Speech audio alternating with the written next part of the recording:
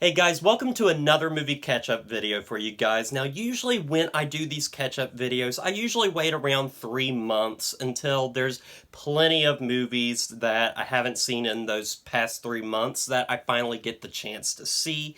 But sometimes there's just a bunch of movies that just make me feel a little overwhelmed, and there's plenty of movies from the beginning of the year that I still haven't seen, and some movies I just finally learn about and finally get the chance to see. So that's what I'm going to be doing here. I'm basically going to be talking about movies that came out between January and June, and really just fill up how many movies I've seen this year, and basically help me in the long run when it comes to my real catch-up videos for every 3 months. So anyway, let's get started. Now, first off, a lot of these movies that I'm going to be talking about were independent films. Some of them didn't even reach theaters, some of them might have just been there for a couple of days, and some of them might have been at festivals, and a lot of those movies don't usually come out around my area, so this is my first time being able to see them, and some of them you might not have even heard of. But after all this is said and done, I'm going to be talking about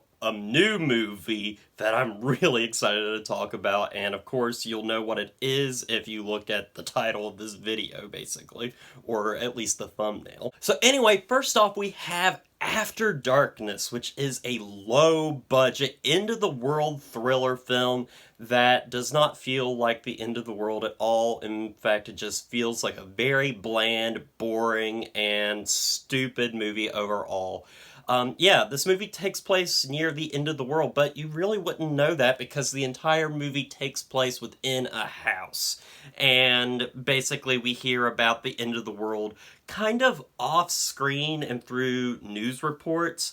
And there are certain things like 10 Cloverfield Lane, which kind of did that whole end of the world thing, but did it perfectly, and it was a tense, action-packed thriller that kept you guessing and had great, interesting characters, and this movie has none of that.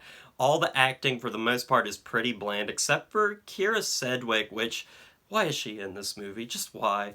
But guys, this movie's just really bland, really forgettable. It's very cheap, it's uninteresting, and it's not the worst thing ever, but it's just not remarkable at all, and I really can't believe I just wasted my time watching this. I don't even know why I watched it.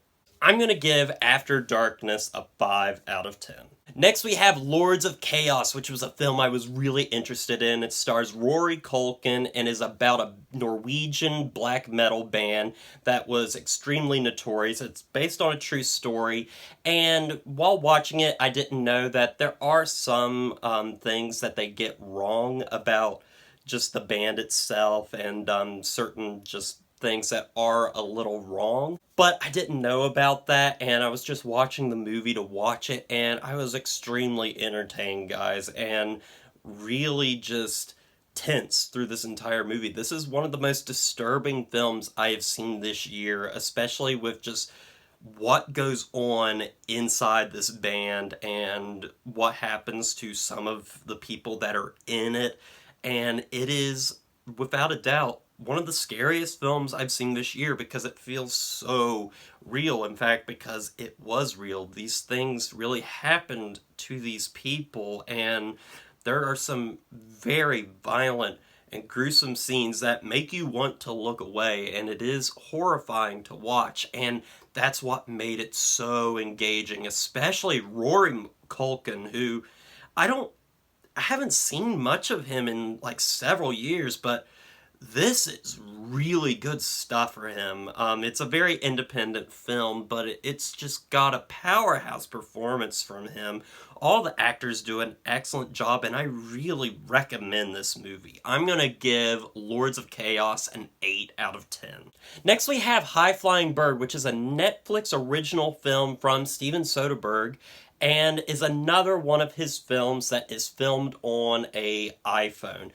He did this last year, I think, with that one Claire Foy movie, and I really just didn't care for that Claire Foy movie at all. Like, I just thought the movie itself was rather ugly, and a lot of that was due to the camera itself. The iPhone is a wonderful tool. I mean, I'm using it to film this review right here, but for making like a movie, oftentimes you really just have to think outside of the box to really make something special, like with a movie like Tangerine, which works, and that movie is kind of supposed to be like trashy, sort of, and so it works. But here it's trying to be a real movie about, basketball, and actually here it works a lot better than with the Claire Foy movie. I think the cinematography is a lot better. It still feels very flat when you look at it, but it is a lot better. And it has some really good acting. I like the lead actor in the film.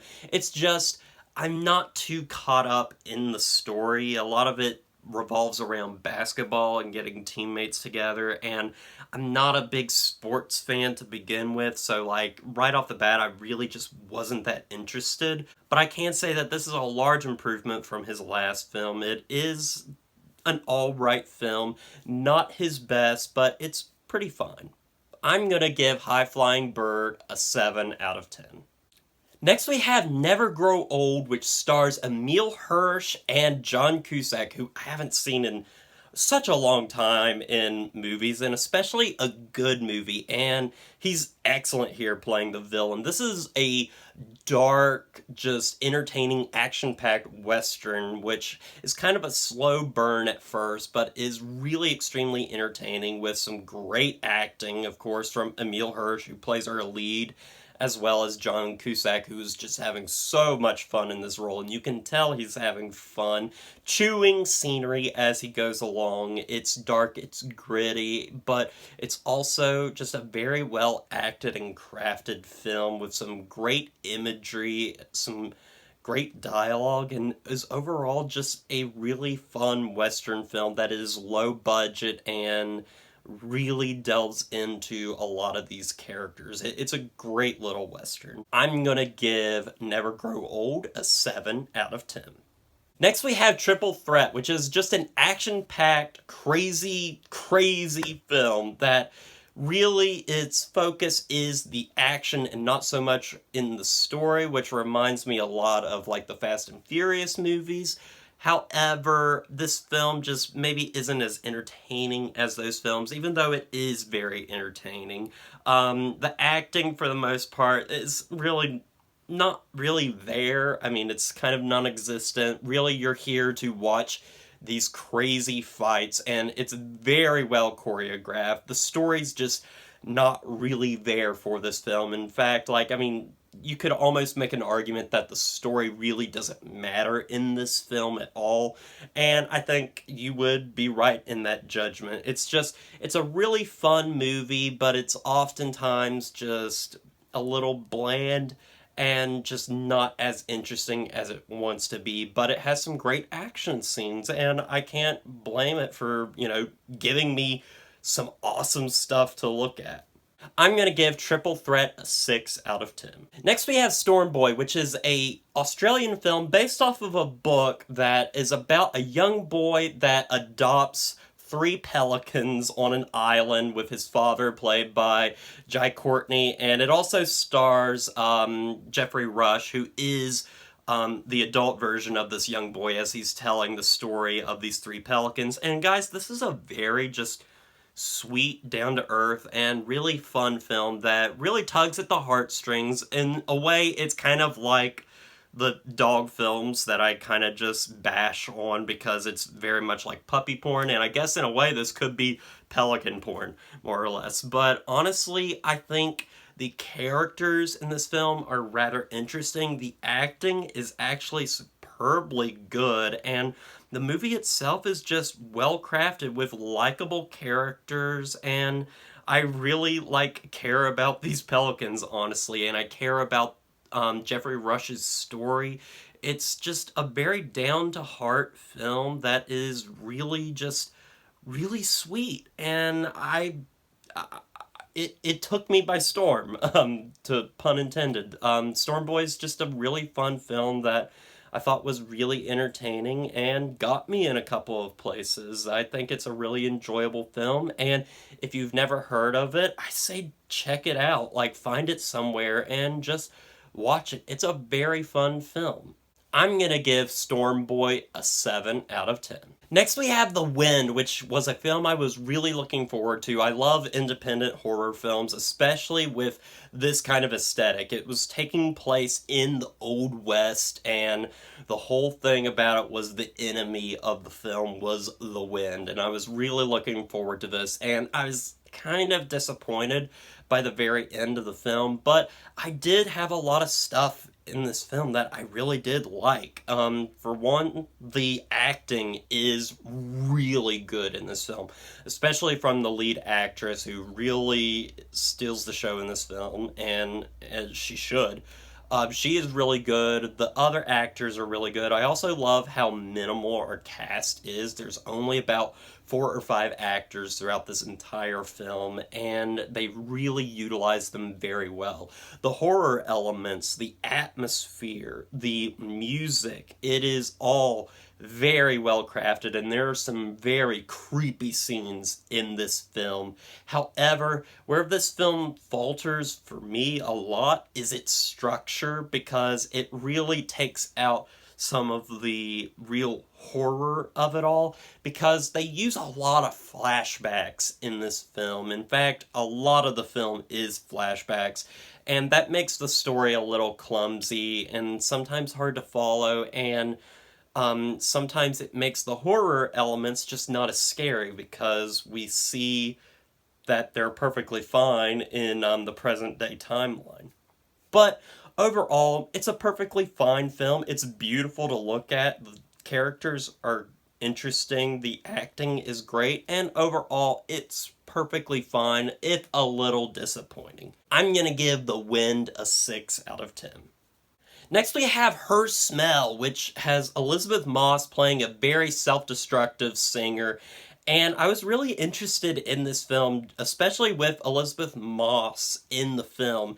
And she is the best part of this film. She is very self-destructive. She plays the character so well. She doesn't give a crap. And really just seeing her degrade throughout the film was really fun to watch. She is the shining light in this film, because for the most part, I found this film just really boring and overlong. It is over 2 hours, and I feel like this could have been at least under 2 hours.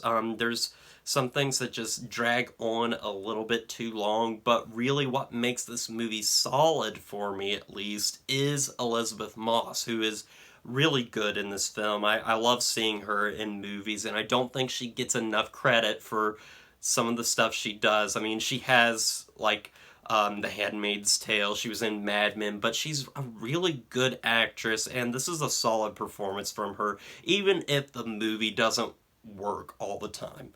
I'm going to give Her Smell a 6 out of 10. Next, we have The Professor, and it is a incredibly misguided, just bad film, guys. It stars Johnny Depp, who tries his best, but is ultimately misguided in his portrayal of this character who is dealing with basically dying, and so he starts going down a self-destructive path of, basically he's like, well, I'm gonna die, so I'm gonna just YOLO.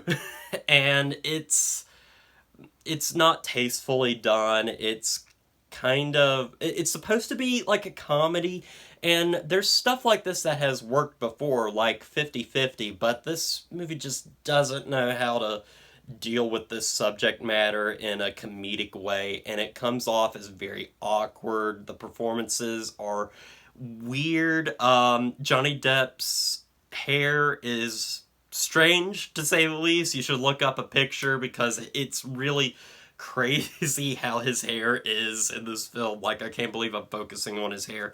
But guys, yeah, this movie just was not very good. It's one of the worst films I've seen this year. It's very misguided, and I feel really bad because I want Johnny Depp to have a good performance in a film where he's not playing a weird person for once, and this just wasn't it. I'm gonna give The Professor a 4 out of 10. Next we have The Tomorrow Man, which stars John Lithgow and is a very underrated film, I think. It is truly a love story between John Lithgow and this woman he meets in a grocery store, and they start having a fling together. And what's interesting about his character is he's always preparing for basically the end of the world. And I thought this film was just very sweet between those two characters. I loved John Lithgow's character. I love John Lithgow, and anytime he's in a movie, he's usually the best part of the film, and really this movie is held together by his performance and the performance of the lead lady. I'm not sure about her name right off the bat, but she is excellent in this film, and they are great together. They have great chemistry, and it's just overall a sweet film that I really enjoyed with a very powerful ending, honestly. And I can't believe I'm saying that, but it was a very good, solid ending, and it's an overall solid film. I'm going to give The Tomorrow Man a 7 out of 10. Next, we have Avengement, which is from the same director as Triple Threat, but I liked this film a lot more. For once, the story in this film is a lot more apparent in this film, and it also stars Scott Adkins, who was in Triple Threat. And Scott Adkins, after watching him, he's kind of like the discount Jason Statham in a way. And this movie is basically him going through action scene after action scene, and it's very well choreographed. It's a lot of fun, and I just found this film just a lot more fun than Triple Threat. I was more engaged with it. I liked the story overall about this guy just basically wanting revenge. Probably the worst thing about this movie is the title, Avengement, which is just... that's a really bad title, guys, but overall, this was just a fun, action-packed film with some awesome tunes, some great music, some great fighting. Scott Adkins is just a lot of fun to watch, and the third act of this film was insane. It was great, and I had a blast. I feel like this movie just kind of broke me, because I probably would be giving this film a 6, but I'm going to give Avengement a 7 out of 10. Next we have Wild Rose, which is about this woman who is released from prison. She is on home arrest, Next we have Wild Rose, which is about a woman that is released from prison and wants to really become a country singer. And man, this was just a really sweet film and really down to earth. The lead actress in this film is absolutely incredible. Watching her change throughout the film was really something sweet. I love the relationship she has with her children, and especially with her mother, played by Molly Weasley from Harry Potter, who does an excellent job in this film. The music is really good in this film, performances solid, and it's overall just a really sweet film about somebody that is trying to make a dream for themselves come true. And I just love movies like this, and it really hit home for me. I'm going to give Wild Rose a 7 out of 10. Next we have Murder Mystery, which is the newest Adam Sandler Netflix film from his company, and I was expecting the worst with this film, and honestly, I came through it really surprised that I enjoyed it for the most part. It's not perfect. There are a lot of cliches in this film that just drive me insane, but I think what worked was, for the most part, the film was at least mildly funny and kind of always entertaining. I really like movies like this that deal with a mystery, especially like a murder mystery type thing, and they really ride home with that, and it felt really like Adam Sandler kind of cared about this movie. I mean, of course, it's Adam Sandler, and he's basically just doing this film to go on vacation. But Overall, it felt like there was some actual thought that went into the film. There's some interesting twists and some interesting mystery to be had. I love all the actors that are in the film, honestly, and I think a lot of them are a lot of fun. Like Luke Evans is in the film. He's a lot of fun, but it's really those cliches that really bring the film down for me. But overall, it's not the worst thing, and it's not the best thing, but it's just enough to be really entertaining. I'm going to give Murder Mystery a 5 out of 10. Next we have Plus One, which is a romantic comedy about two friends that go to different weddings and try to hook up with people, basically. And this movie really reminded me of Always Be My Maybe, but I think I might like this film a little bit more than that film. I thought this was very, very sweet. I thought it was really funny and clever at times. I love the relationship between our two leads, the lead male and lead female. I thought they worked very well with each other. I love their dynamic. I love how they bicker with each other, but they're also just really good friends. It felt like a real relationship, a real friendship, and seeing them just change throughout the film was really sweet. I thought this was a really surprising film that was just really enjoyable, really funny, and I think people should really check this one out. I think it's a very clever film that you will enjoy. I'm going to give Plus One a 7 out of 10.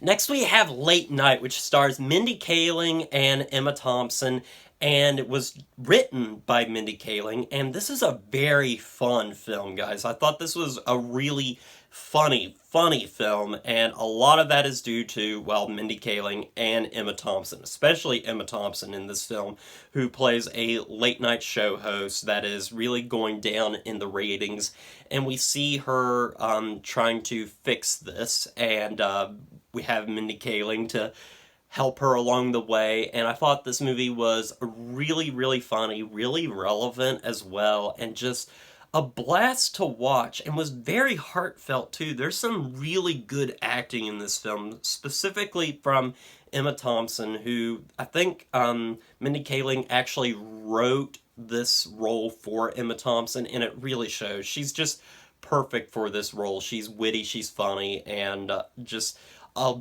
blast to watch. I thought this film just was really just a lot of fun, and it is politically relevant, and just I think this is really fun. If you haven't seen this film, go ahead and watch it. It is on Amazon Prime. It's free, so check it out. I think it's one of the most clever comedies of this year so far, and it was just really interesting. I'm going to give Late Night an 8 out of 10. And now, guys, we come to it. We come to the film I've really been wanting to talk about this whole time. I thought about doing a whole other video for this, but I might as well just do it here and get it over with. We're going to be talking about The Fanatic. It's the new John Travolta film. This is his second film this year, and it is his worst film, and it is also his best film. Guys, it happened. It really happened.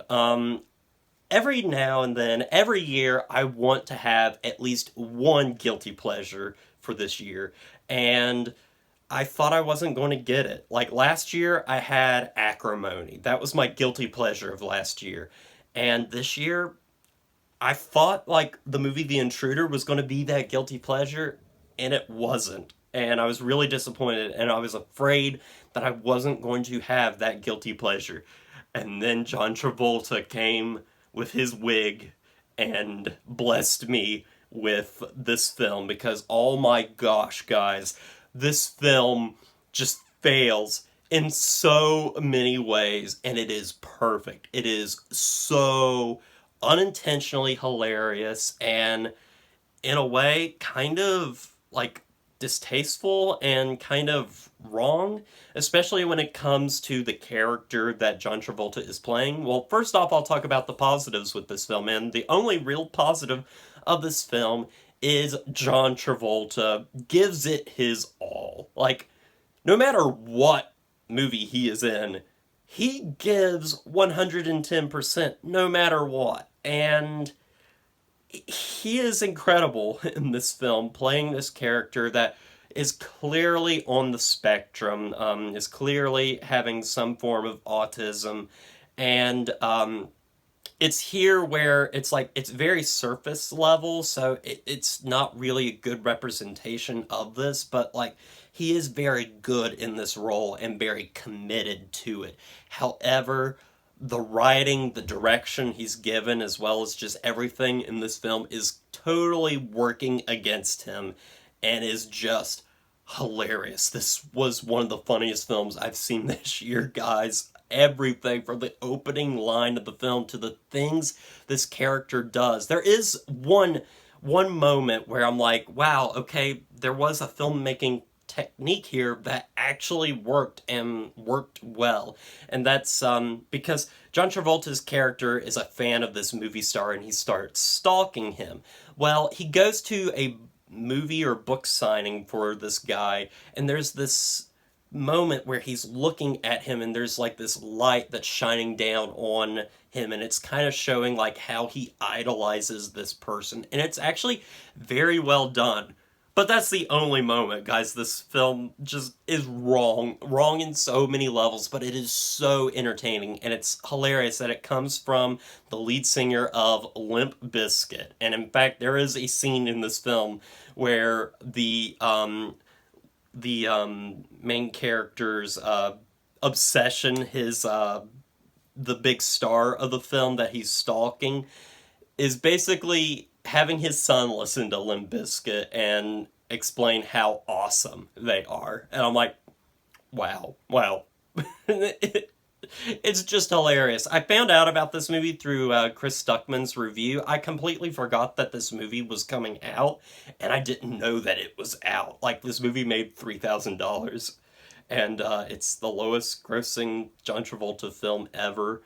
And I'm so glad I have this film, because the other John Travolta film that I saw at the beginning of this year, Trading Paint, was not as entertaining and not as fun and really boring, but at least I have this film. This film is worse than that film, but it's also better, and I was really entertained. Guys, if you want to watch a so bad it's good film, check out The Fanatic. It is this year's gaudy in terms of just how insane it is, and I loved every minute of it. I'm gonna give The Fanatic a 3 out of 10. Well, guys, I want to thank you for watching this catch-up video. I hope I piqued your interest with a couple of these films, and I know, like, I don't have enough time to really talk in depth about every single one of them, but I want to give my brief thoughts on them, and I really wanted to get to The Fanatic, because that is a film that is just... It is fantastic. It is a tour de force for John Travolta. But anyway, guys, I want to thank you for watching this review. What did you think of the movies I reviewed? What did you think of my ratings? Have you seen these films? Are you interested in these films? Leave off in the comment section below. And as always, don't forget to like, comment, and subscribe to the channel. And I'll see you guys in the next review.